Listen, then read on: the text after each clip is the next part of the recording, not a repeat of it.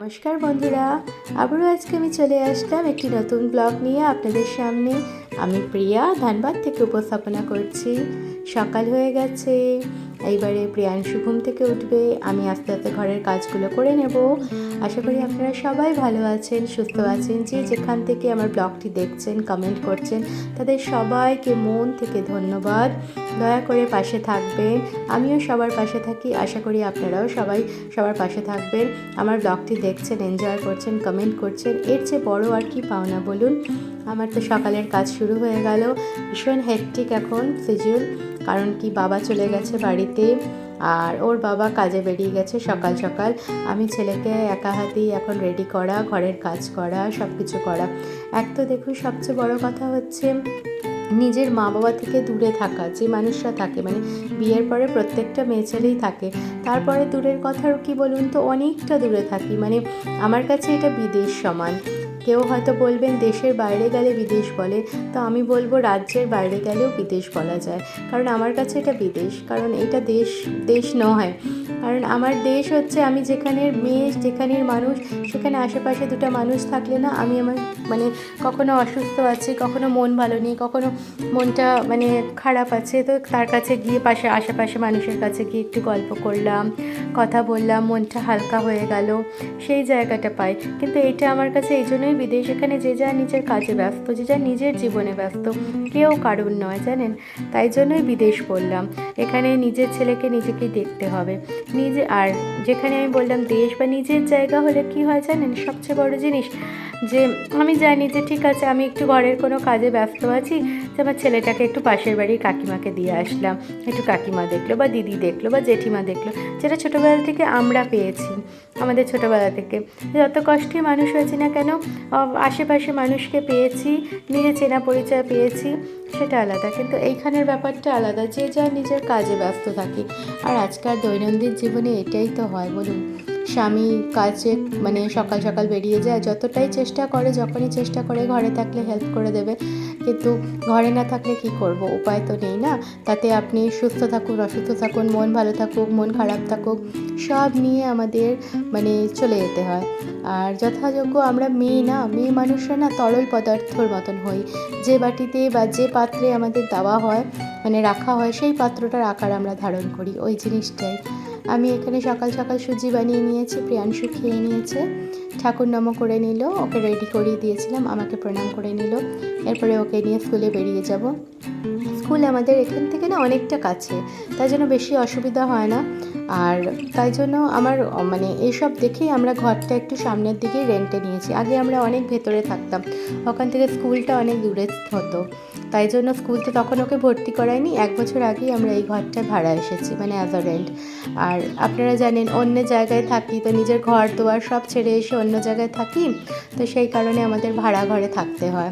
ভাড়া ঘরে অনেক কিছু মানে কী বলবো, নিয়ম মেনে কষ্ট করে থাকতে হয়, কিছু করার নেই, এটা তো করতে হবে, প্রত্যেকটা মানুষেরই এটা জীবন, তাই না। যাচ্ছি আমরা স্কুলে, আমি আর প্রিয়াংশু। এই যে প্রিয়াংশু,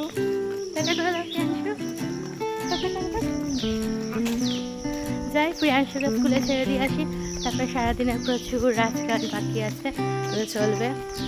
আজ থেকে দ্বিগুণ ট্রিপল, প্রচুর প্রচুর প্রেশার, ঘরের কাজ বাইরের কাজ সব। চলুন দেখতে থাকুন। ঘরে ফিরে এসে গেছি, ঘরে ফিরে এসে আমি রোজ মায়ের ফটোটা মুছে দিই।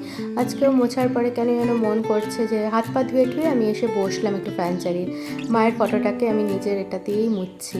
মুছে নিয়ে সত্যি আমি রোজই মায়ের সাথে একটু একটু কথা বলি। কী করবো, আমি বললাম না, কোনো বন্ধু নেই, আমি কাকে নিজের ভেতরেরটা বলবো বলুন, সেই মাই সব কিছু।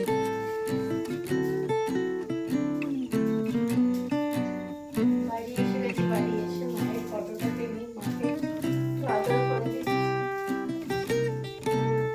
একা থাকলে না বড় কষ্ট হয়, মানে সারাটা দিন যে কিভাবে কষ্টটা দিতে পারবো না। মা যে এবার কি ছিল, আমি কোনোদিন মানে থাকাকালীনও কাউকে বোঝাতে পারিনি যে মা আমার কি, মানে মা আমার কি আছে। মা থাকা প্রত্যেক পরে ছোট থেকে অনেক কিছু হারিয়েছি জীবনে। মাকে হারানোর পর মানে পুরো ভেঙে গেছি। আর সবাই সাহস দিচ্ছে, সবাই শক্তি দিচ্ছে, বলছে স্ট্রং হতে, জানি না আমি কেন হতে পারছি না, জানি না।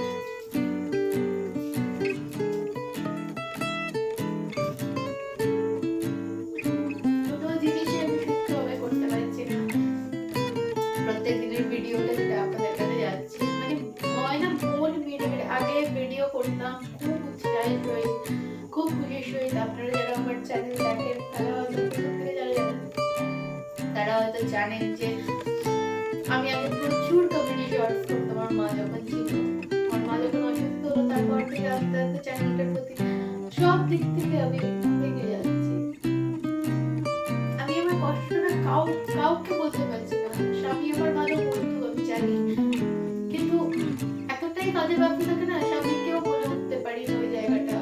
বারবার বললে ও আঘাত পাবে যে আমাকে নিয়ে তাহলে মানে আমি তো আছি, আমাকে নিয়ে কেন ওয়ে করছে, আমি থাকছি, আমার সন্তান আছে, আমাদের সন্তান আছে। কিন্তু আমি যে জায়গাটা বুঝাতেই পারছি না। এতটা আমি মায়ের কাছে মানে ছিলাম, আছি, আমি এই জায়গাটা থেকে সরতেই পারছি না। আমার মতো না অভাগী কেউ নেই এই দুনিয়ায়, সত্যি বলছি কেউ নেই। সবারই মা হারায়, ঠিক আছে আমি জানি, কিন্তু আমি ছোটবেলা থেকে যেভাবে কষ্টটা আমি মা দেখে এসেছি না, সেই কষ্টটার পরে একটু সুখ শুরু করেছিলাম জীবনে, একটু সুখ পাচ্ছিলাম সন্তানটার আসার পরে। আমি মা, স্বামী, আমার বাবা সবাই মিলে আমরা ভালো ছিলাম। ওইদিকে আমার শাশুড়ি মা, শ্বশুরমশাই সবাই ভালো ছিল। লাস্ট ইয়ারের আগের বছর থেকে মানে 2024 থেকে যেটা শুরু হয়েছে আমাদের সাথে একটার পর একটা, 2025-এর প্রথমে মাকে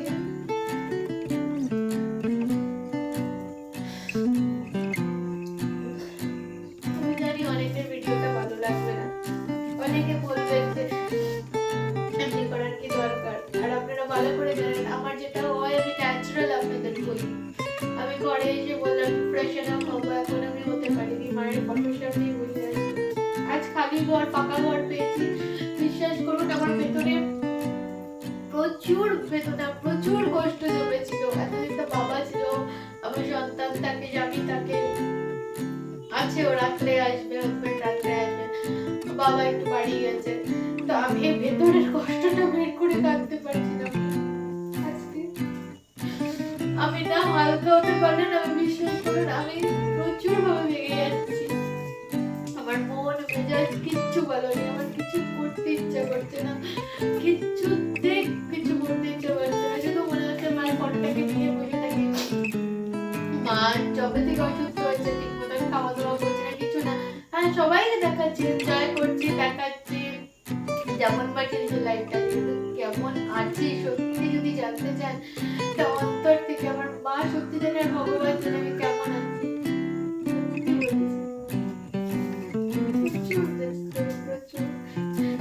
হঠাৎ করে চলে যাবে এটা কোনোদিন মানে কোনোভাবেই ভাবতে পারিনি। মানুষ অসুস্থ হয়, অনেকদিন পরে বিছানায় শয্যাশায়ী হয়ে যায়, একটা বয়সে যায়, চলে গেলে আমাকে একা করে।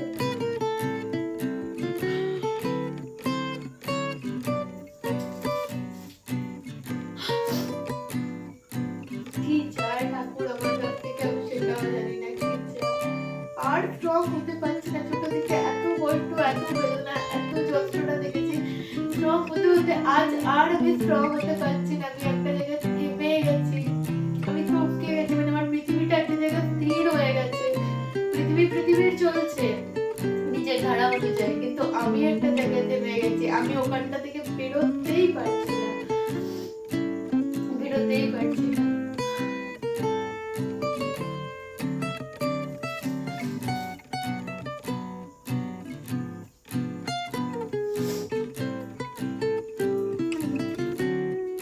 কথা তো হলো আপনাদের সাথে, বড় কষ্টের জায়গা, আপনারা বুঝতেই পারছেন আমার মেন্টালের অবস্থা কি।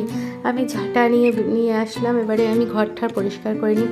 প্রিয়াংশু ওঠার আগেই না আমি পর্দা টর্দা দেওয়া ছিল, তখন একবার পুরো ঘর দুয়ার সব কিছু ব্যালকানি ঝাড় দিয়ে একটু রান্নাঘরটা মুছে টুছে রেডি করে রেখেছিলাম।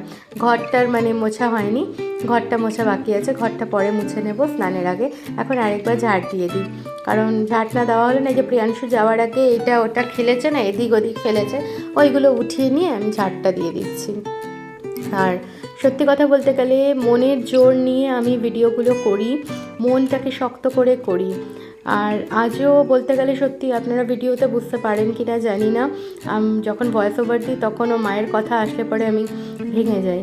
আমি জানি মা আমার শক্তি, মা আমার শক্তি, এটা সত্যি কথা। এখন আমি ভয়েস ওভার দিচ্ছি মায়ের সামনেই বসে, মানে মায়ের ফটোটার সামনেই বসে, কারণ ভেতর ঘরে প্রিয়াংশু আছে, প্রিয়াংশু ভেতর ঘরটায় নিজে মোবাইল নিয়ে একটু দেখছে আর নিজের কার্টুনগুলো, আর আমি এখানে মানে করছি, ভয়েস ওভার দিচ্ছি।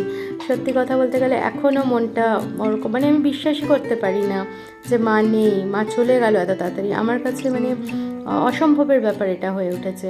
কখনো কখনো মনে করি আমি মাকে বেশি ভালোবাসতাম নাকি বুঝতে পারছি না। প্রত্যেকটা সন্তানই মা বাবাকে ভালোবাসে, তাহলে আমি কেন এই জায়গাটা আমার হচ্ছে, এত কষ্ট কেন হচ্ছে?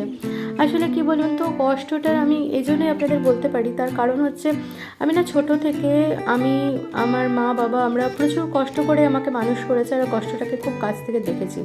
আজ যেরকম আমাকে দেখতে পাচ্ছেন, যারা আমার ব্লগ প্রথম থেকে দেখেন তারা জানেনই, তারা আমাকে যারা পার্সোনালি চেনেন, আমি বড় কষ্ট করে বড় হয়েছি। আজ যে জায়গাটা আছি, আজ আমার বাপের বাড়ি থেকে আমার শ্বশুরবাড়ির পরিস্থিতি একটু ভালো, আমার স্বামীর পরিস্থিতি একটু ভালো, তাই জন্য একটু ভালোভাবেই আছি। কিন্তু সেই কষ্টের দিনটা দেখেছি আমি। তো সেই কষ্টের দিনে আমি আমার মায়ের হাত ধরে ওই কষ্টটা আমি, বাবা, মা সবাই মিলে অনুভব করেছি, কষ্টটা পেয়েওছি।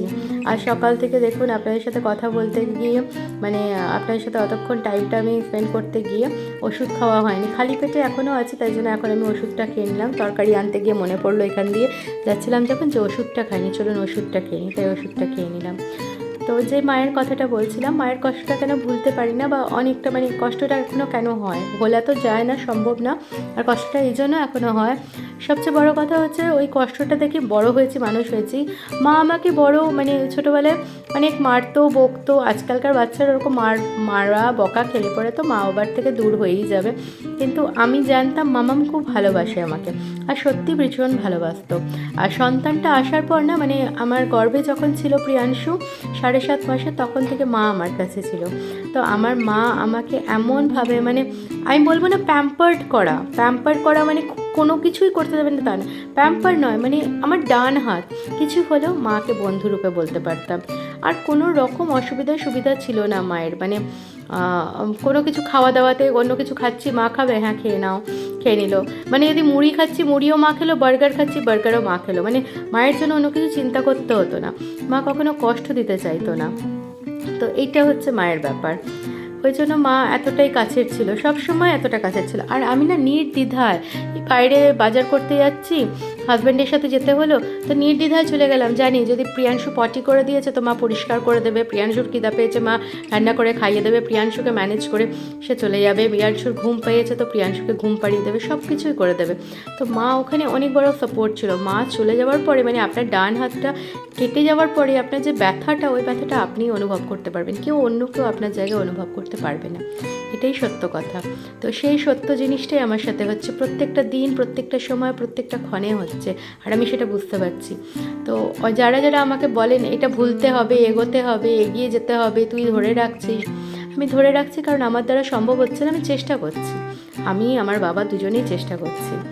হয়তো এটা অনেকে শুনলে পরে হাসবেন এই কথাটা, জিনিসটা, যে আমার বাবা এখনও মাকে খেতে দেয়, কীরকম খেতে দেয় বলবেন যে এই জিনিসটা ঠিক না। বাবা খেতে বসে, নিজের পাতে খাবার নেয়, সাইডে একটা জায়গায় বাবা মায়ের জন্য উঠিয়ে খাবারটা রাখে। বাবা ভাবে যে তাকে আমি একটু দিলাম, একটা বহু বছরের অভ্যেস না, যেটা হচ্ছে অভ্যেসটা চেঞ্জ হয়ে যায় ভালোবাসায়, সেটাই হচ্ছে ব্যাপার। এদিকে আপনাদের সাথে কথা বলতে বলতে ভাত বসিয়ে দিয়েছি, পটল পোস্ত করবো তাই পোস্ত বেটে নিয়েছিলাম। পটলগুলোকে মানে 3 দিক থেকে একটুখানি ছিলে নিয়ে আর মাঝখান থেকে একটুখানি ফালি করে দিয়েছে। আমার আর প্রিয়াংশুর করছে, ওবেলা ওর বাবা আসুক, দেখা যাক কী রান্না করা যায়। আর আমি কি খাবো তাই একটু মুড়ি, আপনারা ভালো করেই জানেন মুড়ি খেতে ভালোবাসি, তাই একটু মুড়ি নিয়ে নিয়েছি আর বুন্দিয়া নিয়ে নিয়েছি, বুন্দিয়াটা শেষ করতে হবে, মুড়ি বুন্দিয়া নিয়ে নিয়েছি। পটল পোস্ত রেসিপিটা শেয়ার করছি, এটা আমার মায়ের রেসিপি, এমনি করে মা বানাতো গোটা পটল। আর এই পটল পোস্ত আমার মায়ের হাতের খেতে আমার ছোটো পিসি ভীষণ ভালোবাসতো, তো আর ছোটো পিসির উদ্দেশ্যেও বলছি যে পিসি যদি আমার ভিডিও দেখছো তো এই পটল পোস্তটা তোমাকে আমি মানে মায়ের মা তো বানাচ্ছে না, তো ভাবো মায়ের আশীর্বাদ রূপে আমি এটা বানিয়ে দিচ্ছি তোমাকে, তুমিও খেও। আমি ভালো করে লাল লাল করে পটলগুলো ভেজে নিয়েছি, নুন ঠুন কিছু দিইনি, শুধু তেলে কালো জিরা ফোড়ন দিয়ে মানে ভেজে নিয়েছি। আর ওই দিয়ে পোস্তটাকে একটা কাঁচা লঙ্কা দিয়ে আমি বেটে নিয়েছিলাম, যে প্রিয়াংশু খাবে তো আর দেবো না। আর হলুদ দিলাম এখন, আর পোস্তর বাটির জলটা ভালো করে মিক্স করে দিয়ে দিলাম এটার মধ্যে। অল্প একটু চিনি পড়বে এর মধ্যে, টমেটো কেটে দেবো, টমেটোটা কেটে দেবো, আর গোটা কাঁচা লঙ্কা দিয়ে দেবো। যদি লাগে তাহলে টিপে নেবো, না লাগলে ওটা ফেলা নিয়ে যাবে। আমি বেসিক্যালি গোটা কাঁচা লঙ্কাই দিই, মানে অল্প একটুখানি তরকারিতে কেটে দিলাম, সেটা আলাদা ব্যাপার। আমার মনে হলো একটু নুন লাগবে, দিলাম, অল্প চিনি দিলাম। এবার নাড়িয়ে চাড়িয়ে এটাকে একটু ঢাকা দিয়ে দেবো। ঢাকা দেওয়ার পরে আবার দেখে নেব কেমন হচ্ছে। কাঁচা লঙ্কা দিয়ে দিয়েছিলাম, এই দেখুন ঢাকা আবার খুললাম কিছুক্ষণ পরে, এই 5-7 মিনিটের মধ্যে। ততক্ষণে আমি একটু বাসন ধুয়ে নিলাম, কয়েকটা সকাল থেকে যে খাওয়ার বাসনগুলো ছিল ওগুলো ধুয়ে নিয়েছি। দেখুন বেশ সুন্দর। আমি টমেটোগুলো একটুখানি পেস্ট করে দিচ্ছি, মানে স্ম্যাশ করে দিচ্ছি খুন্তির সাহায্যে। আবার একটু নাড়াচাড়া করে নিচ্ছি, আবার একটু হাই ফ্লেমে এটা রেখে শুকিয়ে নেব। আর চাইলে আমি এটা আপনারা এই মানে মুহূর্তে ঢেকেও দিতে পারেন। বাস আমি এখানে ভালো করে টমেটোগুলো স্ম্যাশড করে করে একটুখানি টেস্ট করে নিলাম। টেস্ট করে নিয়ে একটু নুন লাগবে বুঝলাম, তাই জন্য নুনটা দিয়ে দিলাম এখানে। দিয়ে নিয়ে এরপরে আবারও আমি ঢাকা চাপা দিয়ে দিলাম, তাহলে তাড়াতাড়ি হয়ে গেল। এই যে আমার এখানে হয়ে গেল পটল পোস্তটা। আর একদিকে আমার ভাত হয়ে গেছে, আপনাদের দেখিয়ে দিচ্ছে, এই দেখুন ভাত হয়ে গেছে আমার আর প্রিয়াংশুর। আর এই যে এখনও খাওয়া হয়নি, এখন আমি খেয়ে নেবো। পটল পোস্তটা নামিয়ে নিই, সময় বেশি হয়নি। প্রিয়াংশু 11:30টায় ছুটি স্কুলের, আর এখন বাজে হচ্ছে 10:05। 10টার মধ্যে আমার রান্নাবান্না কমপ্লিট হয়ে গেল, এটা আমার কাছে অনেক বড়। এরপরে আমি ওই মুড়িটা খাবো, খেয়ে আমি ঘরটা মুছে টুছে ভালো করে স্নান টান করে বেরিয়ে যাবো। পটল পোস্ত রেডি। যাচ্ছি হেঁটে হেঁটে, খুব সুন্দর হাওয়া দিচ্ছে। একটা দারুণ বড় ভুল করে দিয়েছি, আসলে প্রিয়াংশুর বাবার ফোন এসেছিল, কথা বলতে বলতে ভুলেই গেছি ছাতাটা নিতে। এখন ওটাই ঠাকুরকে ডাকছি, এখন অন্তত 15-20 মিনিট বৃষ্টি দিও না। প্রিয়াংশুর রেনকোট আছে আমার সাথে, আমার ছাতাটাই নেই। হ্যাঁ, কয়েকটা মিনিট দিও না বৃষ্টি, ঘরে এসে তারপর বৃষ্টি দাও। সব আমরা সুবিধার জন্য, স্বার্থের জন্য ঠাকুরকে বলি বলুন। সেই গরম পড়লে গরম গরম গরম বৃষ্টি দাও, বৃষ্টি বললে ঠাকুর একটুখানি দাঁড়াও, এখন না, প্রচুর প্যাচপ্যাচানি। চল এসে কথা বলবো।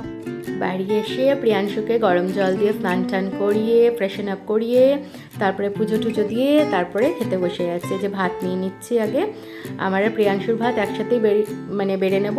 একটু কমই আগে বাড়বো, আগেও খাক তারপরে আবার বাড়বো। আর ফার্স্ট টাইম প্রিয়াংশু পটল পোস্ত ট্রাই করবে, তো দেখবো ওর এক্সপ্রেশন, ওর এক্সপিরিয়েন্স ওটার প্রতি কী কেমন হচ্ছে।